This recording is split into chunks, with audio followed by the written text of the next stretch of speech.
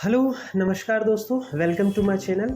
आइए आज हम आपको बताते हैं कि कैसे एक्सेल में किसी डेटा शीट को प्रिंट किया जाता है। और हम कोशिश करते हैं कि आज को प्रिंट संबंधित सभी प्रकार की इन्फॉर्मेशंस आपको हम प्रोवाइड करवा दें, जिससे आप आसानी से किसी भी डेटा शीट को प्रिंट कर सकते हैं। प्रिंट करने से पहले सबसे पहले हम देखते हैं कि हमारा जो डेटा हमने यहाँ पर तैयार किया हुआ है वो किस तरीके से हमारे पेज पर प्रिंट हो रहा है। उसके लिए आपको कीबोर्ड से कंट्रोल के साथ F12 भी आप प्रेस करके देख सकते हैं, या फिर कंट्रोल के साथ P दबाने पर भी आपको प्रीव्यू दिखेगा और आपका डेटा शीट नज़र आएगा कि आपका जो डेटा है वो पेज पर किस तरीके से प्रिंट हो रहा है, कितने कॉलम्स वहाँ पर प्रदर्शित हो रहे हैं। अब हम देख पा रहे हैं कि यहाँ पर बैंक नेम तक आ रहा है, मतलब यहीं तक प्रिंट हो रहा है, बाकी की ये 4 कॉलम्स हमारे डेटा शीट पे नहीं आ रहे हैं। तो इसके लिए हम क्या कर सकते हैं वो हम देखेंगे। फिर से F12 पे जा सकते हैं, यहाँ से हम पेज का ओरिएंटेशन देख सकते हैं कि हमारा पेज का ओरिएंटेशन क्या है, पोर्ट्रेट रखा है या लैंडस्केप है, या वर्टिकल हॉरिजॉन्टल क्या है, आड़े पेज में या खड़े पेज में किस तरीके से आप अपने डेटा को प्रिंट करेंगे। तो यहाँ पर हमने ओरिएंटेशन जो है वो लैंडस्केप ले रखा हुआ है, और हम मार्जिन भी देख सकते हैं कि हमारा जो पेज है उसकी मार्जिन हमने क्या रखी है। नॉर्मल मार्जिन नहीं है, वाइड मार्जिन भी नहीं है, हमने नैरो मार्जिन रखा है कि हम चाहते हैं हमारे जो पेज पर है ज़्यादा से ज़्यादा डेटा प्रिंट हो, यही हमारी कोशिश है, इसलिए हमने उसको नैरो मार्जिन पर सेट करके रखा हुआ है। तो दूसरा और जो तरीका है वो हम ये कर सकते हैं कि यहाँ नीचे आपको ये वाला जो साइन नज़र आता है पेज ब्रेक व्यू, उस पर आप क्लिक कर दीजिए। तो आप भली भांति आपको देखने में आएगा कि आपका जो पेज है वो कहाँ से ब्रेक हो रहा है, कितना डेटा आपके पेज पर प्रिंट हो रहा है, सारी चीज़ें। फर्स्ट पेज पर कौन सा डेटा आने वाला है, सेकंड पेज पर कौन सा आने वाला है, नेक्स्ट थर्ड पेज पर कौन सा डेटा आने वाला है, वो सारी चीज़ें आपको यहाँ पर प्रदर्शित हो रही है। आप चाहें तो ये जो ब्लू कलर की लाइनें यहाँ पर प्रदर्शित हो रही है, इनको आप थोड़ा सा इस तरीके से चेंज कर सकते हैं, माउस की हेल्प से खींचकर आगे पीछे कर सकते हैं, जिससे आपका डेटा जो है वो आपके एक पेज पर शिफ्ट हो जाएगा।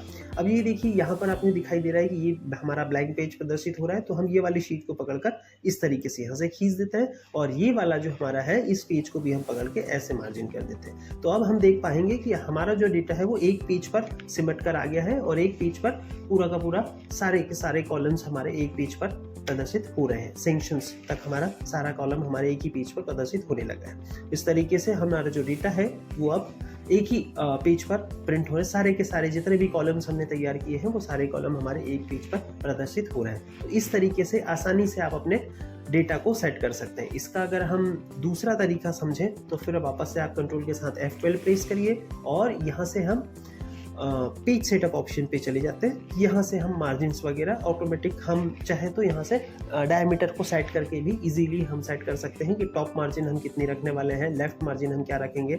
ठीक है, हम 0.5 हम लेफ्ट मार्जिन भी रख देते हैं, एकदम बहुत ही कम हम डेटा वहाँ पर छोड़ना चाह रहे हैं। यदि हम उसको स्टैपलिंग वगैरह या उसको स्टैपल करके हमें रखना है तो हम लेफ्ट मार्जिन थोड़ा सा ज़्यादा भी छोड़ सकते हैं, ताकि हम उसको मल्टीपल पेजेस को कलेक्ट करके रख सकते हैं। इस तरीके से हम राइट मार्जिन को भी 0.5 पर सेट कर देते हैं, टॉप मार्जिन भी हमने 0.5 सेट कर ली, बॉटम मार्जिन भी हमने सेट कर लिया। इसी तरीके से हेडर और फूटर मार्जिन भी आप सेट कर सकते हैं, या आप चाहें तो अपने पेज को हॉरिजॉन्टली या वर्टिकली सेंटराइज करना चाहते हैं तो उसके लिए भी यहाँ से 2 ऑप्शंस प्रदर्शित हो रहे हैं, उनकी मदद से भी आप कर सकते हैं।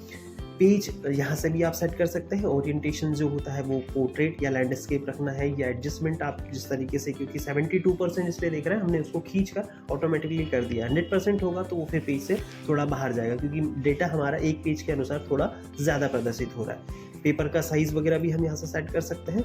ये सारी चीज़ें इस वाले डायलॉग बॉक्स से आप सेट कर सकते हैं। पेज मार्जिन सेट कर सकते हैं। दूसरा, हेडर फुटर में यदि आप कुछ देना चाहते हैं, कंपनी का नाम, कंपनी का लोगो, या फिर जो शीट आपने बनाई है शीट का नाम, टाइटल अगर आप कुछ देना चाहते हैं तो यहाँ पर हेडर में और यहाँ फुटर में आप लिख सकते हैं। शीट्स पर हम आ जाते हैं तो ग्रिड लाइन्स वगैरह, या फिर आपकी जो रो है वो कौन सी रो आप रिपीट करना चाहते हैं, वो सारी चीज़ें आप यहाँ पर क्लिक करके उसका एड्रेस दे के हम दे सकते हैं। ब्लैक एंड वाइट और grid lines and draft qualities, rows and column heading भी अगर आप साथ में प्रदर्शित करना चाहते हैं तो वो सारी चीज़ें भी हम यहाँ से देख सकते हैं।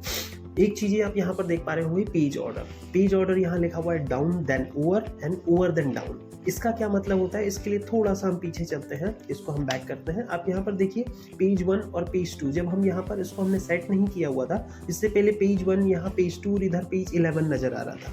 तो वो हम ये बता सकते हैं कि हमारा जो पेजेस प्रिंट होंगे वो फर्स्ट पेज ये होगा, सेकंड ये होगा, या फिर सेकंड यहाँ पर होगा।